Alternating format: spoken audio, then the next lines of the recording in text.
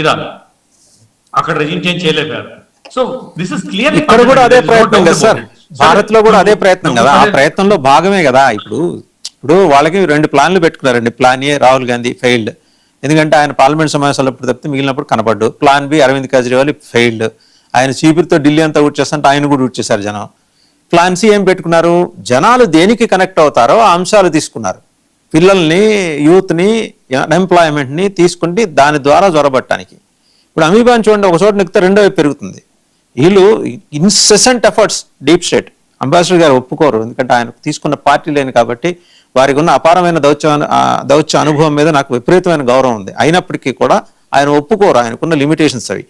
So కానీ ఇప్పుడు జరుగుతున్నది ఇంత స్పష్టంగా జరుగుతుంది. నాకు మీకు పవన్ కళ్యాణ్ సినిమా అవుట్ ఆఫ్ ది బాక్స్ చెప్తున్నా. ఒక సినిమాలో ఆయన ఈ రౌడీ షీట్లు గుండాలందరినీ ఒక చోట కూర్చోబెట్టి అంత్యాక్షరి పాడిస్తాడు ఒక సినిమాలో.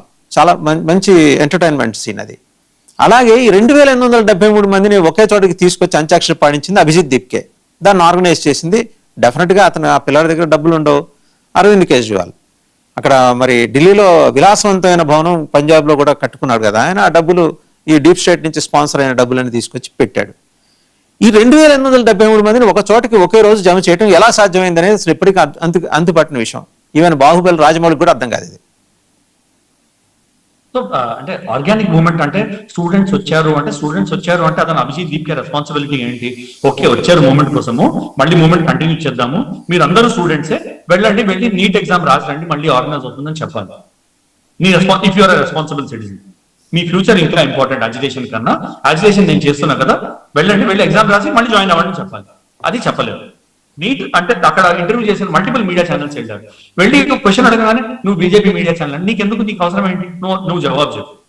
Neat spelling, NEET full form తెలియని పిల్లలు ఉన్నారు అక్కడ, క్రిమినల్ రికార్డ్స్ ఉన్న పిల్లలు ఉన్నారు అక్కడ, క్రిమినల్ రికార్డ్స్ ఉన్న యూత్ ఉన్నారు అక్కడ.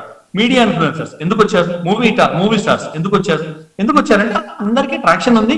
గ్రేటర్ దెన్ బల్క్ ఏంటంటే అవసరము మాట్లాడేది నీట్ గురించి, అండ్ మాట్లాడితే అదో పెద్ద ప్రౌడ్ మూమెంట్ గా తీసుకుంటున్నాం మన పొలిటికల్ పార్టీస్. ఎవడో ఫారినర్ వచ్చి మన గురించి మాట్లాడుతుంటే you should ask them to shut up, we will mind our own business అని చెప్పాలి. అంతేగాని గ్రేటర్ తన్బకుడు అండర్స్టాండింగ్ ఏంటండి? నీ దేశంలో బోల్డెన్ ప్రాబ్లమ్స్ ఉన్నాయి, నువ్వు సాల్వ్ చేసుకో అక్కడికి వెళ్ళి. నువ్వు నా దేశం గురించి మాట్లాడే హక్కు నీకు ఎవడు ఇచ్చాడు? So these are all cheap. Like I said, politics లో I don't get into politics అండి, but then I was the biggest critic. Last year కూడా నీట్ లీక్ అయినప్పుడు, ఈ ఇయర్ కూడా నీట్ లీక్ అయినప్పుడు పిల్లలు ఎఫెక్ట్ అయ్యారు, పేరెంట్స్ ఎఫెక్ట్ అయ్యారు. There is no doubt, we should fix. కానీ లీక్ చేసింది ఎవరు క్వశ్చన్ అడిగారంటే, లీక్ చేసింది ఈ tutorial mafia. Exactly, tutorial mafia సరే, ట్యుటోరియల్ మాఫియా కూడా ప్రతి ఒక్క దానిలో కూడా పొలిటీషియన్ మనీ ఉంటుంది. దర్ ఇస్ నో డౌట్, నాకు దానిలో అనుమానమే లేదు. పొలిటీషియన్స్, అది బీజేపీ వాళ్ళు అవ్వచ్చు, కాంగ్రెస్ వాళ్ళు అవ్వచ్చు, ఆమ్ ఆద్మీ పార్టీ వాళ్ళు అవ్వచ్చు, సిపిఐ అవ్వచ్చు, టీఎంసీ వాళ్ళు అవ్వచ్చు, ట్యుటోరియల్ మాఫియాలో ఇన్వాల్వ్ అయినారు. ట్యుటోరియల్ మాఫియా వాళ్ళు వాళ్ళ రిజల్ట్స్ ఇన్ఫ్లేట్ చేసుకోవడం కోసం చేశారు. వాళ్ళు అరెస్ట్ అయ్యారా? అయ్యారు. ఎఫ్ఐఆర్ అయిందా? అయ్యింది. ఫాస్ట్ ట్రాక్ కోర్ట్స్ అయ్యాయి. అలాంటప్పుడు యూ కీప్ క్వైట్ నౌ. అన్ని ఫిక్స్ అయ్యాక, నీట్ మంచిగా ఆర్గనైజ్ అయిపోయాక, ఎలా కండక్ట్ చేశారని అనవసరం. నీట్ మంచిగా ఆర్గనైజ్ అయిపోయాక ధర్మేంద్ర ప్రధాన్ రెసిగ్నేషన్ అనేది was purely to manage optics. దాని తర్వాత మోడీ గారు వచ్చి మీడియా స్టేట్మెంట్ ఇస్తే ఒక ప్రాబ్లం, రాకపోతే ఇంకొక ప్రాబ్లం. ఎలా వెళ్ళాలి? మోడీ గారు మీడియాలోకి రారు అంటారు. అంత యాక్షన్ అయినా వచ్చి చెప్పాడు ఆయన, ఇంకా యాక్షన్ తీసుకుండా పార్లమెంట్ లో బిల్ తీసుకొస్తామని. అలాంటప్పుడు పార్లమెంట్ లో బిల్ తీసుకొస్తున్నప్పుడు అపోజిషన్ పార్టీస్ అన్ని కలిసి ఏమనాలి? బిల్ బాగుంది, బిల్ డిస్కస్ చేస్తాం, బిల్ ని సపోర్ట్ చేస్తామనాలి. దానికి కూడా నో ఓట్ ఎందుకు వేశారు? That means you have your partisan beliefs in it కదా. మీ పొలిటికల్ బెనిఫిట్స్ మీరు చూసుకుంటున్నారు కదా. ఇప్పుడు మోడీ తెచ్చిన బిల్ ని సపోర్ట్ చేస్తే మోడీకి బెనిఫిట్ వస్తుందని మీరు చూసుకుంటున్నారు కదా. So you have to support kada. When there is an issue and the solution is being sought for, you have to support it. Adi meer support cheyapothe me benefit enti, me motive enti anumanam vastundi kada. So these are all points of debate andi, and I will certainly not believe, I have seen enough people movements and all, I will certainly not believe, and nenu serve chesi Kashmir lo kuda I have seen organic movement antaru. వాళ్ళకి రాళ్ళు supply చేయడము, నోట్లు supply చేయడం ఎవరు చేస్తాడో మాకు బాగా తెలుసు అక్కడ. So it is a similar thing ఇక్కడ. ట్రక్కుల్లో రాళ్ళు తీసుకొస్తున్నాడు అభిజిత్ దీప్కే. ఒక అవసరం ఏంటంటే శాంతియుతమైన ఇది అన్నప్పుడు పోలీస్కి అతనే ఫ్రీ హ్యాండ్ ఇవ్వాలి. ఇలాంటి వాళ్ళు ఎవరైనా వచ్చారంటే మీరు ప్లీజ్ యాక్షన్ తీసుకోండి, నాకు సంబంధం లేదు, నేను ఎవరిని పిలవలేదని ముందర డిస్క్లైమర్ ఇవ్వాలి. ఇచ్చాడా? అంతా అయ్యి మీడియా బ్యాక్ బ్లాస్ట్ వస్తుంటే అప్పుడు పరువు పోతుందని వాళ్ళ పార్టీ వాళ్ళు వచ్చి మాకు సంబంధం లేదు, ఈ మూడు నారాలే వెయ్యాలని. ఎప్పుడు మొత్తం డ్యామేజ్ అయిపోయిన తర్వాత, మొత్తం డ్యామేజ్ అయిపోయింది, నేషనల్ ఇమేజ్ దెబ్బతింది. దాని తర్వాత నువ్వు స్టేట్మెంట్ ఇచ్చి ఫాయిదా ఏంటి? నీ చేతులు నువ్వు కడుక్కుంటున్నావు చేసే దరిద్రం అంతా చేసి. So these are very cheap tactics అండి. It is motivated, it is funded. Political parties shouldn't have join. Political parties join అవ్వగానే Abhijit Dipke last.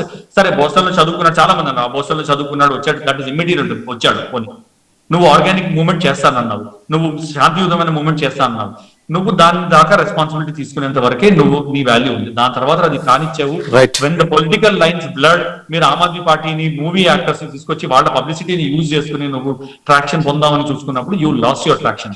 Abhijit Dipke lost. Right అండి. ఒకసారి former, now he is one of those anti nationals who's actually done all those things at Jantar Mantar. Former Delhi ACP Vedbhushan, ఇప్పుడు మీరు అన్న మాట ఆయన almost similar lines లో మాట, ఆయన కూడా చూద్దాం. ఇప్పుడు 250 మంది పోలీసులు గాయపడటానికి ఎవరు బాధ్యులు? అభిజిత్ దీప్కే ఆయన సిజేపీ కొలీగ్స్ దీనికి మరి బదులిస్తారా? ఢిల్లీ పోలీసుల నుంచి కారిన ప్రతి రక్తపు చుక్కకి మేము ప్రతీకారం తీసుకుంటాం. సరే ప్రతీకారం తీసుకుంటే వాళ్ళు ఆవేదనతో అన్నప్పుడు దీన్ని వీళ్ళు ఇంకో యాంగిల్లో గ్లోరిఫై చేసి చూసి మాట్లాడే వాళ్ళు ఉంటారు. ఆయన ఏం మాట్లాడారు చూద్దాం. ఢిల్లీ పోలీస్ महासंघ तरफ माట్లాడారు. प्रेस रिलीज में हमने देखिए, प्रेस रिलीज में हमने कोशिश की है कि तमाम चीजों को उजागर किया जाए, परंतु ये चूंकि एक बहुत ही डेलिकेट मैटर है, जो पेपर मेरे पास है, इसमें अंडरटेकिंग है, इसका टॉपिक ही है undertaking by the organiser for Jantar Mantar. जब भी कोई डेमोन्स्ट्रेशन करने के लिए जंतर मंतर, रामलीला ग्राउंड या बुराड़ी पर जाता है तो उसको अंडरटेकिंग देनी होती है, परंतु ये अंडरटेकिंग ये दिल्ली पुलिस की अंडरटेकिंग नहीं है, ये सुप्रीम कोर्ट ऑफ इंडिया की डायरेक्शन है, जो कि writ petition, criminal writ petition 1153/2017 की एक गाइडलाइंस थी. उसके आधार पर दिल्ली पुलिस ने एक एसओपी बनाई 48/2022. उसमें तमाम चीजें ऑर्गेनाइजर को सिग्नेचर करके देनी होती हैं कि मैं इन सब चीजों को एडहेयर करूं.